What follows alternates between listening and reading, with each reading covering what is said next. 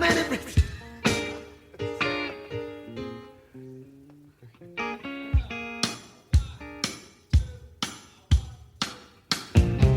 How many wrinkles in a pickle? How many hairs in a head? How many waves in the ocean? How many crumbs in bread? But last but not least, baby, most of all, why do I mumble every time you call? Because you're strange to me, baby. Oh, you're good to me, mama. Yeah, I need you a stranger, baby. Please don't change. I know I belong to you. How many bubbles in soap? I think I speak for both myself and the maestro Dylan Reyes when I say we would just as soon play that whole song. But obviously there's a show we have to do. And the show is the one that we are doing right now. It's Ask or Tell Me Anything. The number is 888-720-9677, 888-720-WNPR. You can call in and say whatever is on your mind. And you can listen to us on the radio. And obviously we're on all podcasting platforms. And now we are also available on YouTube. You go to the Connecticut Public Channel and do a few things, and pretty soon this is going to pop up live. You can live stream. You can discuss my shirt or my hair. Don't discuss my hair, all right? First of all, it's Kai Risdal's toupee that I'm wearing today. Anyway, it's not even my hair. All right, so 888-720-9677, 888-720-WNPR. A number of people have called up already, starting with Josh on the eastern tip of Long Island. I don't know if it's on the tip or not. Hi, Josh. You're on the air. Hi, Colin. How are you today? Just fine. I like that song, by the way. So it's an Elvis Costello cover of an old Screamin' Jay Hawkins tune, just in case you're tracking it down. It's called Strange. Well, good. That will help me track it down for sure. I don't know. I'm 64. I'm a college professor to teach English at a community college. Mostly I'm home with the kids, tried to live a good life, do the right thing. I've done a lot of stuff in the arts. Never really set out to make money, but, doing fine. And I'm wondering, my life is my life, and the effect I've had on the world is the effect I've had on the world. But it seems like now we're living in almost a Sauron time, where, greed and avarice and the naked grab for power seems to have so much currency in the world. I just want to make sure I heard you correctly. Did you say Sauron? That was what you were... Yeah. Okay. I want to make sure I was understanding. Okay. Yeah. Yeah. That's everybody seems to be going toward the avarice, greed, and destruction mode. Lee Zeldin's are going to roll back the EPA, and, the Attorney General is going to, quit prosecuting ne'er-do-well, bad evildoers and all that stuff. And I just wonder if, what's fundamentally wrong is my worldview. Was I, misled to think that doing the right thing and recycling and, driving an economical car and not accumulating tons of wealth, but life is more about relationships and the good impact you have on the world. And it just seems the other half, the sort of Sauron side, seems to be dominant. And I'm just curious if you think we'll ever get back to the Shire, or are we just permanently trapped in a continual loop of, just trying to hold back the red tide of evil?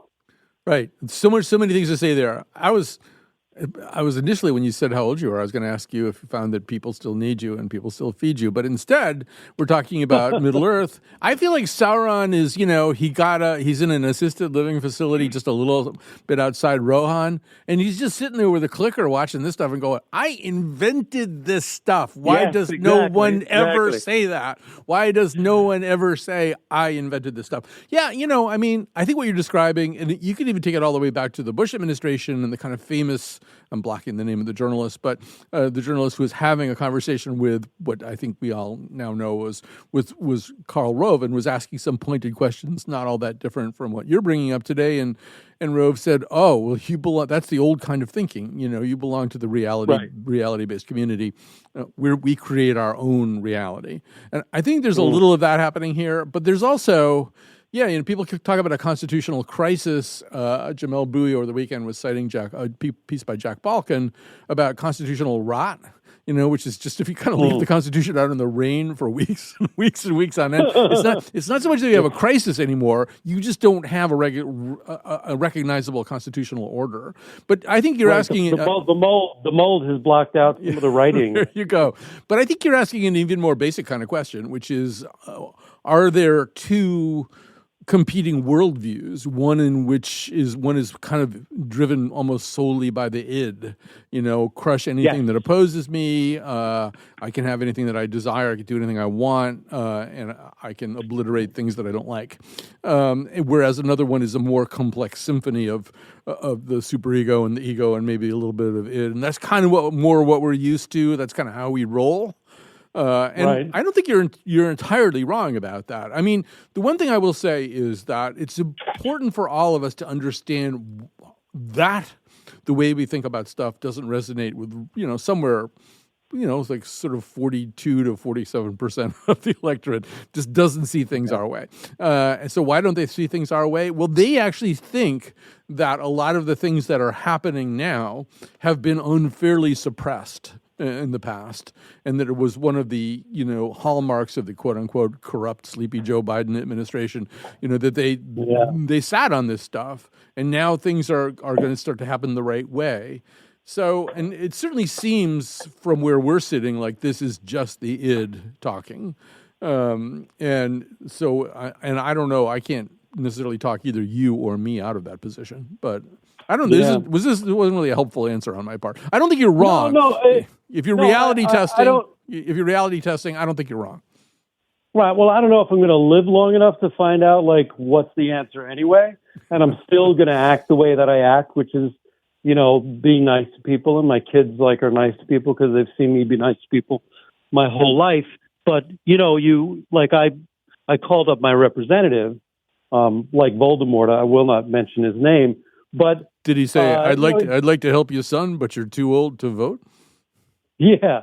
No, he just wrote back this letter, Washington for too long has been run by bureaucrats. And it's like, wait a second. At least the bureaucrats were educated in knowing what they were doing. Elon Musk is cutting, the scientists that keep our nuclear arms safe. And, then you get into a point-by-point discussion when really it's just all wrong. I mean, it's a hilarious answer. You should write him back. Yeah. I mean, it's like saying this garage has been run for too long by auto mechanics. Right. That's who runs bureaucracies. Bureaucrats. Right. They're doing what they're supposed to do. Well, I don't think I've helped you at all, Josh, but I never said I was going to be able to either. But I think we're having similar experiences of life right now. Okay, we're going to go to Brandon in beautiful Torrington. Brandon, you have the floor. Hi, Brandon. Oh, hi. Hi. Oh, geez, Colin, we were talking a while. I did not expect you to pick up. So, my prompt for this was you said you're not so okay. Are you okay? I'm okay. I mean, first of all, when you heard me, that's what's called the billboard of the show. So that's the thing that runs right before the news. And I when I do the most hosts, when they do the billboard, they have a script, and I never have a script, and I do, sort of what in Freudian speak is called primary process. Primary process refers to a primitive unconscious mental activity characterized by illogical pleasure-seeking and wish-fulfilling thoughts. So that's the state of mind I'm in there when I'm just doing the billboard. I just say whatever comes into my mind. But I'm okay. I mean, at least I'm no less okay than most other people. All right. So that was something I was thinking about. But then now secondarily, I'm thinking about that, that's way smarter than I could talk about something. So we'll go back to the mechanic perspective from your scholar, where, as a formal technician who worked on cars and can work on just about damn near anything generally. Yeah. The people that work on the stuff are been all kicked out, and they don't know how to, that from a governmental perspective, the people that know how to work on this stuff have all been kicked out of the shop, and that's a problem. Yeah, it is a problem, and it gets to be a bigger problem in certain areas of life. For example, like the National Institutes of Health. It's kind of important. I'm not suggesting it's not important that auto mechanics get things right, because it is. And now he's monkeying around with nuclear facilities. These are things where things can go wrong in a very big way. It's a whole depth of expertise. I'm blanking on the author right now. Nicholson. One of Tim Miller's. Tom Nichols or one somebody of Tim like Miller's that? buddies. Okay. Yeah. Yeah, I mean, it's sort of like, Mike Birbiglia used to do this thing about going on a ride at the carnival and noticing, one of these spinning tilt-a-whirly kind of rides. And he's sort of imagining a meeting at the boardroom of the company that runs this traveling carnival. And they describe the ride and they say, this is a very high speed and dangerous ride. Who should we get to run it? And somebody pipes up and says, well, I got a 14-year-old nephew who smokes pot all day. How about him? And that's kind of who buckles you into the ride, except we've now applied that kind of, Doge is basically the 14-year-old nephew who smokes pot all day. And instead of a carnival ride, they've been placed in charge of an entire nation. Yeah. They've got a 10% perspective on 40% of things, and they don't know how to do it. I looked it up. It's Tom Nichols. I don't know why I was blanking on his name. Yeah. Death of Expertise. Great book. I recommend it. Yeah, he's been on our show pretty recently too. I was talking about George Washington. Anyway, thanks very much for your call, Brandon. I'm no worse than you are. Nobody should worry about that. All right, so let's, particularly in the spirit of St. Patrick's Day, take Aiden next. Aiden in East Haddam. Hi, you're on the air. Hi. How are you? I'm all right. I don't know if you heard my question, but my question was, how were you personally affected by the Trump presidency? At the moment, I think, first of all, we're just a few weeks into the Trump presidency. I would say that I certainly have one very important family member of mine who needs Medicaid, and Medicaid seems to be on the chopping block. That's probably the top of mind thing in terms of my own personal existence. But, I look around at things that I care about, and those things are being eviscerated, whether it's the national park system or cancer research, infectious disease research. These things are either being eviscerated or politicized or both. And then, of course, I'm in the media business. There's constant talk about how public media is going to be zeroed out as much as possible. But even other kinds of media that I really care about has already been affected in different ways. The Washington Post seems to be, very much in the thrall of Bezos, who seems to be very much in the thrall of what the White House wants from him. I don't know. I feel affected a lot. How do you feel affected? I definitely think that the free speech is a big part. Me personally, I'm a straight white male. I don't really I don't get affected by it all that much, but I know people I care about.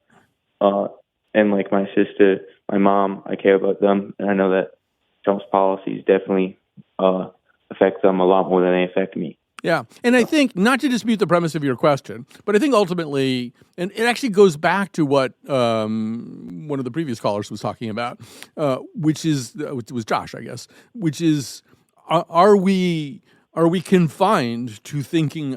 Look, I feel personally affected by the fact that people in Africa, children with AIDS, are dying right now because, in fact, we're no longer coming through on PEPFAR. Well, we had programs there that gave retro antivirals to persons with HIV, including children. We suddenly have stopped doing that. Those children are dying already. Nicholas Kristof wrote about this weekend. That's not directly affecting me, but I think part of the problem of the Trump administration is they get you talking about how things directly affect you, and I think it's very much in the beating heart of the Trump constituency is stuff that people who want things to go well for them, and they don't really want to have to think about anybody else, and they don't have to care about other people. And the reality is, the problem with the Trump administration isn't how it personally affects me. It's how it affects people all over the globe. People are dying. Children are dying who don't need to die. That's a much bigger problem than any problem I've personally been given by the Trump administration, but it's a real problem. That's a really great point. All right. Thank you. Yeah, thanks for your call, Aiden. All right, let's do one more. I have a personal reason I see what this is going to be about. I have a personal reason for laughing about this. But anyway, and I'll explain it too. But here comes Samantha in Hartford. Hi, Samantha. Oh my God! Hi. Hi. How are you? I'm fine. How are you? I'm doing well. So you've seen it, right? No, I haven't seen it. But I see what your comment is because we have, in honor of St. Patrick's Day, we have my favorite leprechaun, Meg Fitz, is screening calls right now. So I see, I see what you said to her. So, yeah. So I got a chance to watch yesterday the documentary on Apple TV that investigates the possible real Jim Morrison living in Syracuse and working as a maintenance man named Frank. Wait a minute. Isn't that the final season of Better Call Saul? Is he working in a Cinnabon? Yeah, it's the upstate New York version. You mean I went and found his grave at Père Lachaise in Paris for no reason whatsoever? He's not even in there? He's not even in there. It was sealed. All right. I mean, I don't know. Yeah. So the reason I was laughing, so I won't say the name of this person, but I have a friend, somebody that I knew years and years and years ago who was in the process of becoming a very well thought of teacher and scholar. But she was starting out, I think she was doing, she might have been teaching a class or she might have been substitute teaching. I can't remember. But whatever it was, there was a kid in the class who for the whole semester had basically said nothing. You know, one of those guys who's just sitting near the back and just not saying much of anything. And one day she notices that he's got his hand up. And so she says, yes, Peter, what is it? And he goes, Miss X, do you think that Jim Morrison might still be alive? Then that turned out to be what Peter had been thinking about, for months, just sitting there in the back row. So you're not alone, Well, if you have $8 to spare, it is on Apple TV. It's 3 episodes. And while it might not prove anything, it is very entertaining, and you will get a good laugh out of it, if nothing else. It pretty much, you pretty much have described streaming television at its best. It doesn't really prove anything, but it's entertaining. Exactly. You may also have described Ask or Tell Me Anything on the Colin McEnroe show fairly accurately, too. It doesn't really prove anything, but it might be entertaining. I might be flattering myself. I've never had anything, I think, good enough to ask or tell you. And, I don't want to talk about politics. So no, I'm thrilled. I was like, wait a minute, Colin would love this. So are you a sort of a Jim Morrison fan?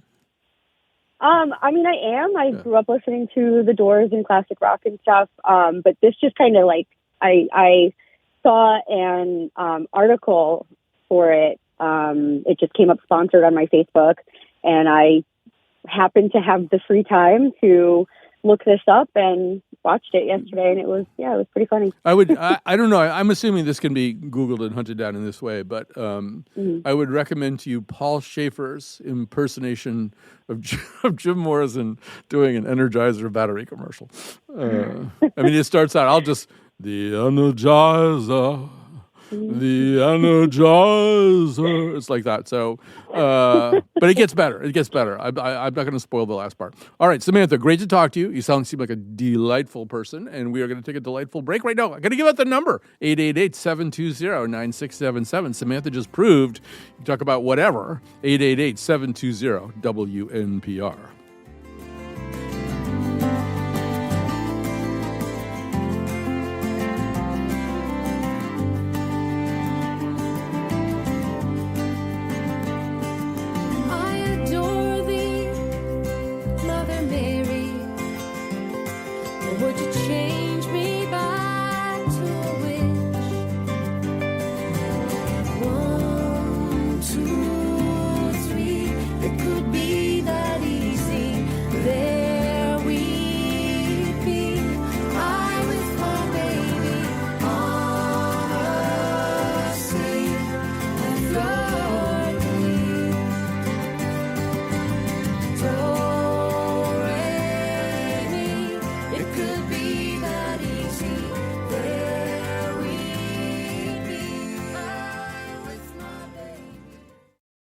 One, two, three.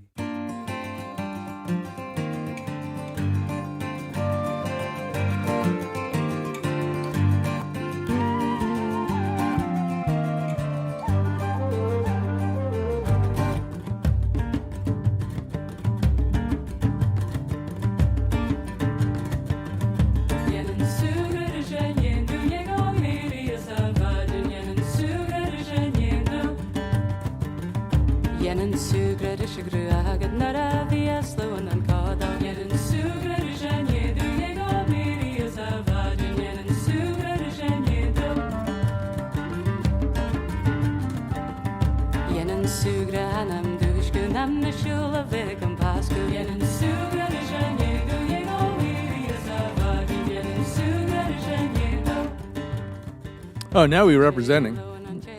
But yes, happy St. Patrick's Day. That's Susan McCune from the album Lowlands, an album that the last time I wrote a book, which was quite a while ago at this point, that particular CD. It was back in the days when we listened to CDs. That's how long ago it was that I wrote a book. But it got me through the writing process. I don't know why, but I just played it over and over again. All right, so it's Ask or Tell Me Anything, 888-720-9677, 888-720-WNPR. And let's go to one of our fairly frequent callers, William from Middletown. Hi, William. Oh, wow. Hi, and happy St. Patrick's Day, brother. Yeah, I don't know. It's sort of like I have a very ambivalent feeling. It's sort of like how drunks feel about New Year's Eve. It's for amateurs, you know. Not unrelatedly, I feel that way about St. Patrick's Day.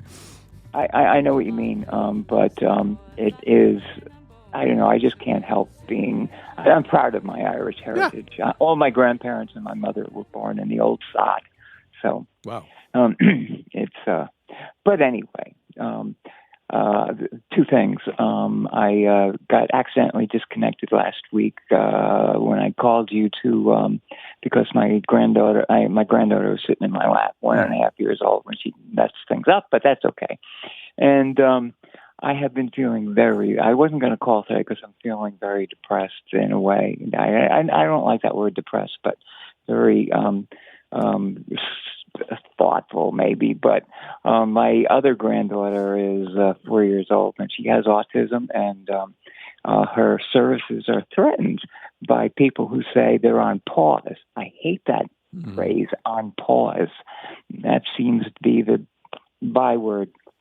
And this thing where our Colombian from the Columbia College with this whole thing with this is just why aren't people just saying this is illegal? You can't do this. I mean, we're saying it and people are saying it, and I understand that people are still stunned by the quickness of all these illegal acts and don't know how to respond. But in the meantime, people are suffering. Yeah, and your story about your granddaughter puts me in mind of, I probably mentioned this too often, but took me a long time to sort of get to know and appreciate Lowell Weicker. But I happened to be, I guess, covering him one day, and he was giving a speech, and he was talking about how people view government, and that most people think that they don't like government that much, or that it's bloated, or that it does a lot of unnecessary stuff. That the kind of critique you're hearing from Doge and from Musk, it's been around for a long time. It's never been on steroids and poppers and ketamine at the same time the way it is now. But people have been saying this kind of stuff. And what Weicker said was, people think they don't like government, and then you ask them, particularly if they have, Weicker had himself a special needs son. You ask people if do they want government to do that? Do they want government to create housing so that people aren't living on the streets? Do you want the government to provide services to people on the autism spectrum? Do you want the government to do things overseas so that children who can be treated relatively inexpensively don't die of HIV infections? And yes. Most people say yes. It's just they don't like the idea of the government. But if you get specific with them, there's a lot of things they want the government to do. And then you point out to them that, the government probably is doing less of those things than it could because we spend so much money on defense. But, that it's a much more complicated conversation. And I think in a way, in a horrible, twisted, toxic, destructive way, Trump may be teaching us a civics lesson right now, because as he and Musk shut down stuff, and as you say, pause very non-specifically and ominously various streams of funding that people depend on for really important, vital, things in their lives, you're going to see what government does. And you're also going to be part of a conversation about how, he's teaching another civics lesson. He's in reverse which is he's showing us what government looks like when it doesn't function the way it's been set up to function, when people ignore all of the constitutional guardrails. I think you're right. So I know what we do with that civics lesson is a whole other question. But in a very, very painful way, he is showing us exactly what government does do. That is true. And I've thought about things that I haven't thought about in a long time because of all this stuff going on. So I think you're right. He is teaching us. Yeah. But, Chumbawamba, we get knocked down. We're going to get back up again. That's the only way to play this. And I have this feeling, I say goodbye to William so he can get on with this day, but I'm trying to think of an analogy. But sort of like if you're a Red Sox fan and you remember Bucky Dent's pop fly home run, like what if that happened 162 times in a row, over a shortened baseball? This is a terrible analogy, but what I'm trying to say is things that are really appalling and shocking are happening with such speed that it is very, very difficult to get fully outraged about any one of them. And Bannon and Steve Bannon indicated that would be part of their technique, that things would happen so fast that if you objected to one of them, you might miss objecting to another 7 that you would otherwise object to. I don't think that that's any, an accident, or I think that's very much a feature, not a bug. All right, so let's go to, what should we do? We can go to Mark, and then we'll go to Rose and Charlie. A lot of people calling in. Remember, I know it's on your mind and in your hearts, and maybe you need to get it off your chest, but you don't have to talk about, you don't have to talk about Donald Trump. You can talk about anything you want. Here's Mark. Hi. Hey, how are you? I'm all right. No worse than can be expected for a man of my age and temperament.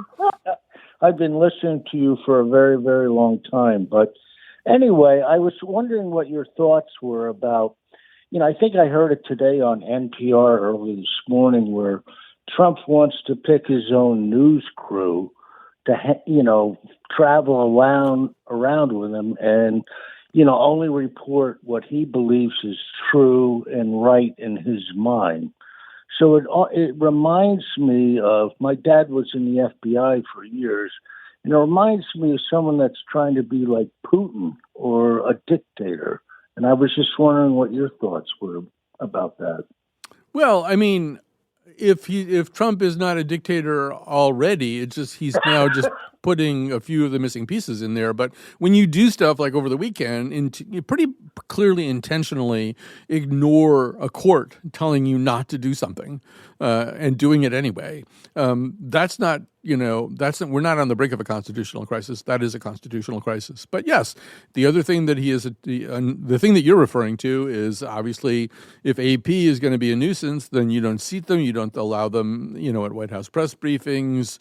You push them out on the outside, and you put people in there who seem reminiscent of the character that Stephen Colbert used to play on his old show.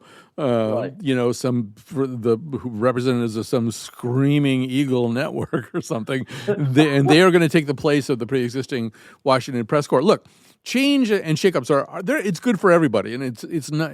Complacency isn't good. And you go all the way back to Timothy Krause and the book "The Boys on the Bus," and you realize that pack journalism can be a problem.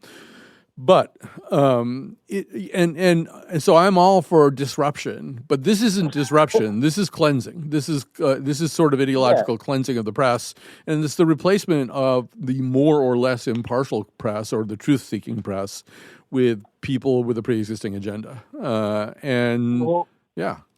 and because today he was suing ABC and CBS for a ton of money. Right, and what's disturbing about that is each one has either capitulated or seems poised to capitulate and these are not strong lawsuits.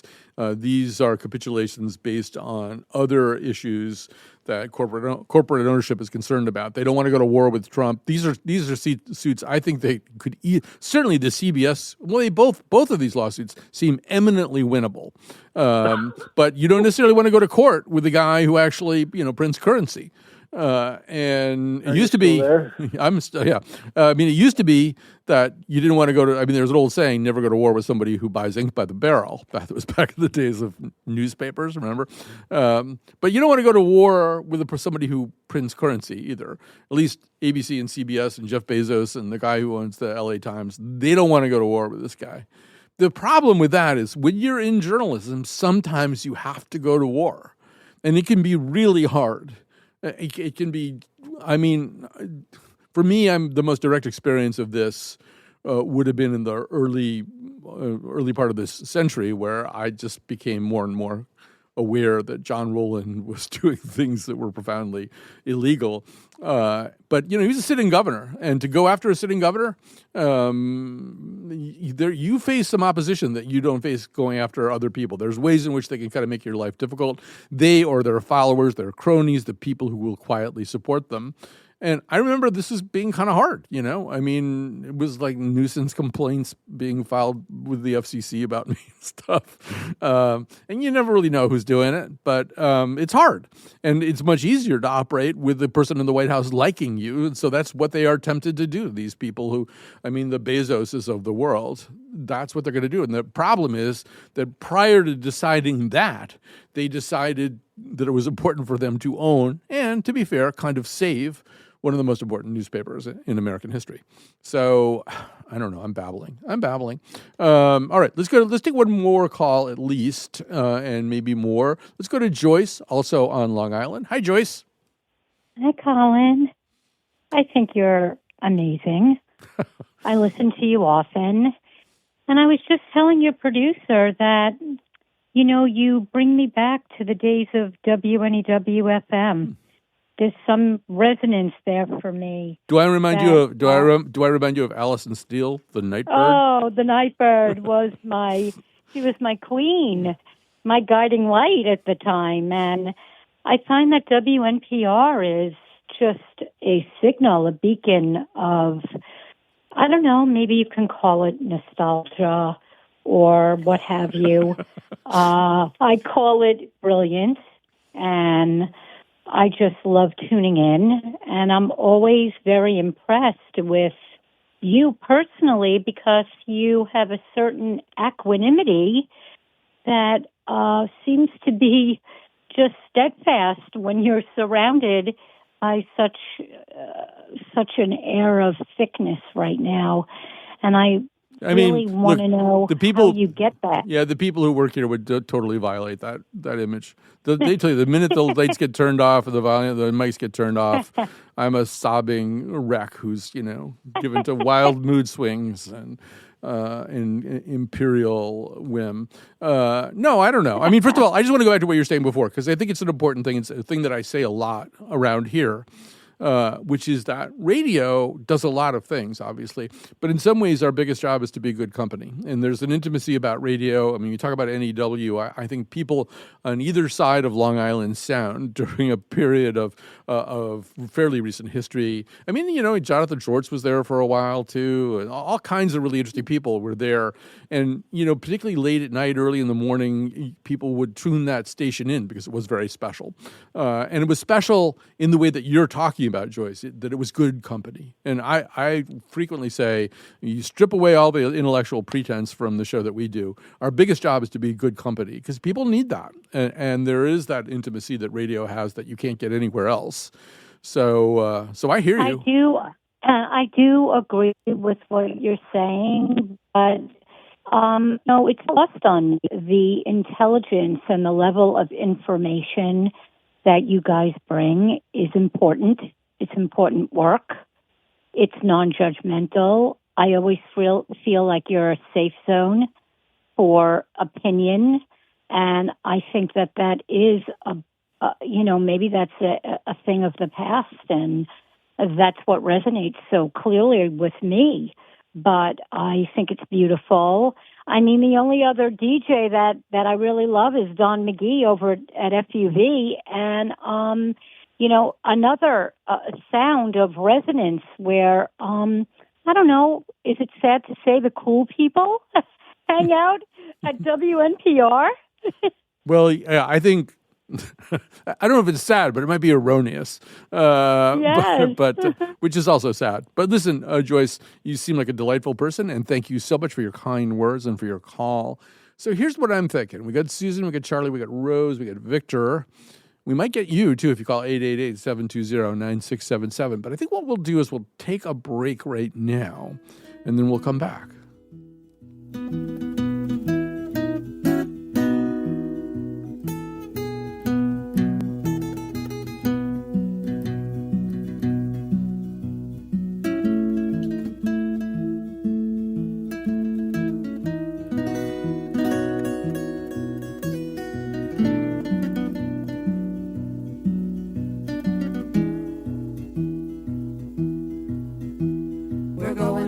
To Ireland soon. We're going away to Ireland, Ireland, Ireland soon, Ireland soon. We'll try not to get in the way of the guns, as we always do. Try not to get in the way of the guns soon.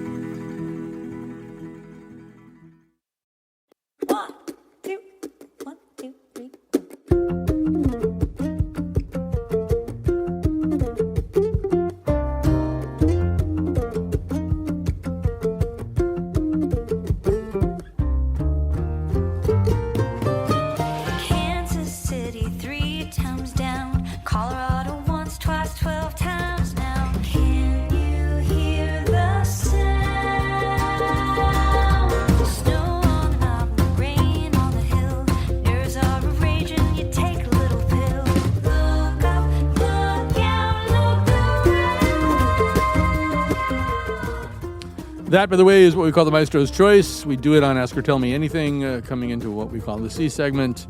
So he gets to decide. He doesn't even tell me what I guess he sort of did this time, but he doesn't have to tell me what he's going to do, he being Dylan Reyes. So that song's called Let's Go by Sierra Hull, with the great Aoife O'Donovan also chiming in. It's Ask or Tell Me Anything. The number is 888-720-9677, 888-720-WNPR. We got a lot of people calling in. I don't see any little symbol telling me which one to take next. So I'll take Rose in New Haven. Hi, Rose. You're on the air. Hi, Colin. How are you? Sure. I'm fine. Good. Okay. I'm going to keep it simple, and I'm going to run this off. In 2017, I felt this was coming, and I was very fearful. To me, when Donald Trump says, make America great again, he's saying, make it white male again. That's what that means to me. I find that the people in Congress, besides Jasmine Crockett and her team, are all cowards, from the Republicans to the Democrats. They're just cowards. I find that most of the judges are cowards. I find when Donald Trump says we need to get rid of the word woke, that word means to be in your truth. And I'm a black woman, and I call myself poor because I live in the bottoms, but I'm rich because I'm blessed. I feel like there's two kinds of people in this world. One is humans, and they took the blue pill in the Matrix, so they're woke. The other ones are humanoids. They took the pink pill, so they live on a river called Sinai. And I feel like the trouble with Canada, because I feel like when I get you're starting to break up, Rose. Yeah. Run. And I also feel like there's a saying. Day. Rose, I don't mean to advert. I'm really, really sorry, Rose. You're just breaking up. I can't hear what you're saying. But I am aware of the fact that we now have evoked Lord of the Rings and The Matrix in one edition of Ask or Tell Me Anything. Pretty much about the same stuff, too. So anyway, Rose, I'm sorry. I don't mean to cut you off, but there's a bandwidth problem happening there, I think, and could not really make out what you were saying. All right, let's go to Charlie in Norwich. Hi, Charlie. You're on the air. Hello, Charlie. Hello. Hi, there you are. Yes, hi. Yes, I'd like to try a meme shot on your show if I could, Colin. All right. I'd like to try something out and see if it becomes a meme. Maybe it won't. Maybe it will. That's beautiful. Okay, I can see this as a regular feature, kind of a meme tryout. I love it. Okay, so here's the meme. when the old gods no longer honor the offerings of the poor, empires fall. Yeah, so do that one again, because there's a lot to absorb there. Say it again. Okay. When the old gods no longer honor the offerings of the poor, empires fall. Interesting. Well, first of all, as memes go, it's a little wordy. Tell me what that means to you, though. Tell me what that meme means to you. Well, it's a commentary on current events. I don't think the American empire has much longer to go. The increase in homelessness shows that they no longer care for the people. The homelessness are just the first. Yeah, no, I agree that, I mean, some of this, I think it's Robert Kaplan has a fairly new book out about this, that ultimately the U.S., Russia, and China are all failing empires. Or, I mean, they might be failing at different speeds, at different rates, but they're all kind of headed out to pasture. I don't know whether that meme works exactly right for me, but now I know what you're saying. Yes, I mean another way, maybe a more compact way to say this, and I think somebody already did, is a true judge of the quality of any society is how it treats its poor, and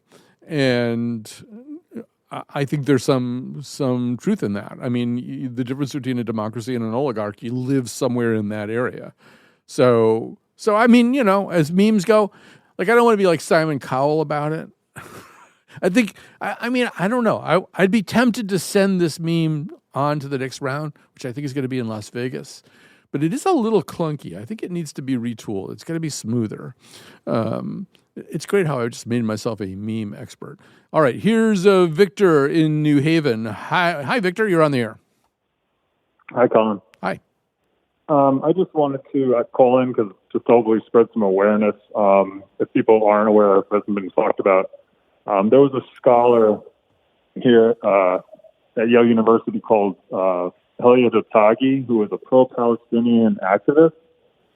And apparently she was accused of ties to a terrorist organization on some random AI-generated disreputable website.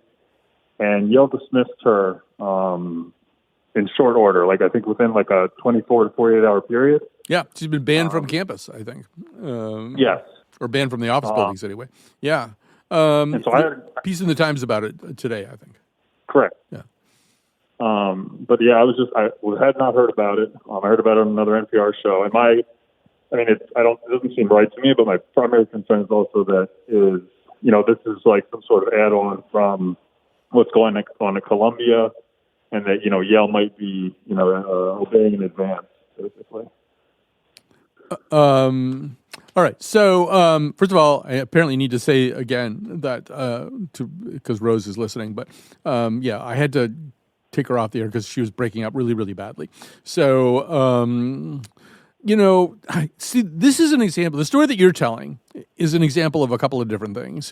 One of them is that clearly, and you can see this obviously with the activist in Columbia too, that sort of rumor is judge, jury, and executioner these days, and there aren't any hearings, there isn't any fact-finding process, and the government is operating that way, and it does seem, and I hesitate to comment on this because to me, in fact, when I was teaching at Yale, I used to say some stories are rock slides that are still moving. And when you're covering one of those, you don't know everything and you don't know where the rock slide's going to come to rest. It's harder. It's harder to make a discerning judgment about it.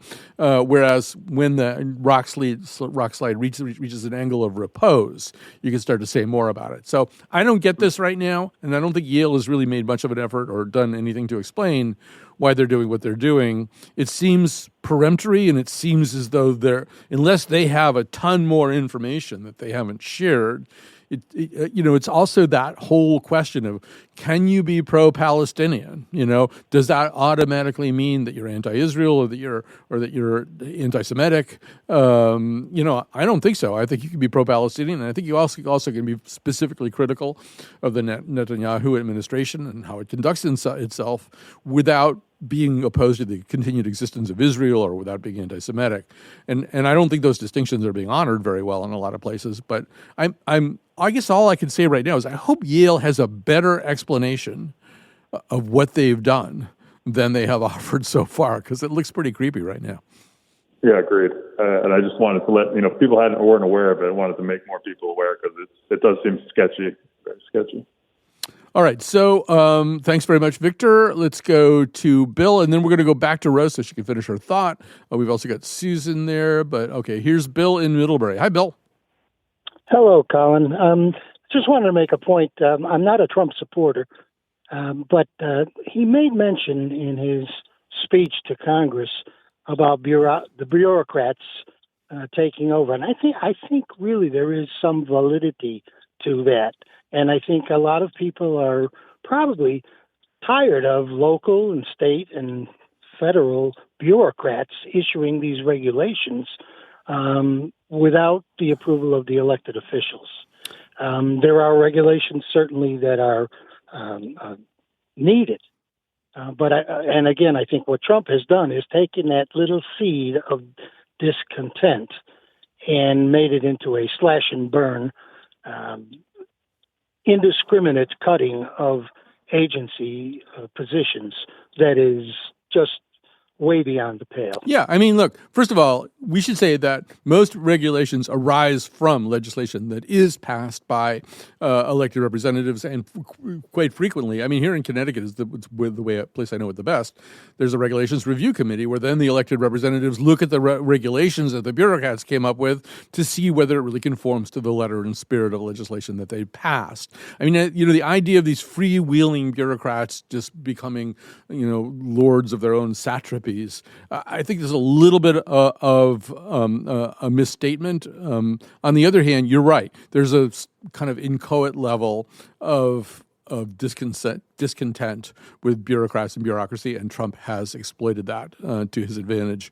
But the problem, of course, is there's no actual review. There's no discussion. I mean, a good bureaucrat, an average bureaucrat, and a terrible bureaucrat are being all treated exactly the same way right now. There's no effort to make that kind of discernment. All right, let's go back to Rose. We have less than 60 seconds left, unfortunately. But Rose, can you finish up your thought for us?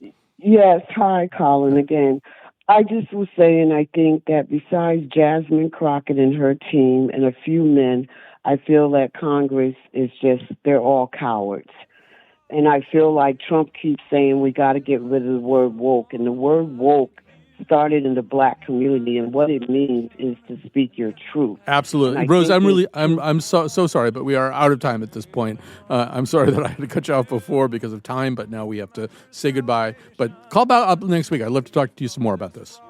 And keep me from being alone, 'cause I'm no good at being alone. Take me to another level, let me play in bigger halls. I will do a river dance as long as you keep answering my calls. Get me out of my apartment, keep me from my empty walls. Someone hire John McCormick, start the wearing of the green. Let me win the Irish sweepstakes, let me take you home, Kathleen. I could be in love with someone, I could be in love with someone, I could be in love with someone.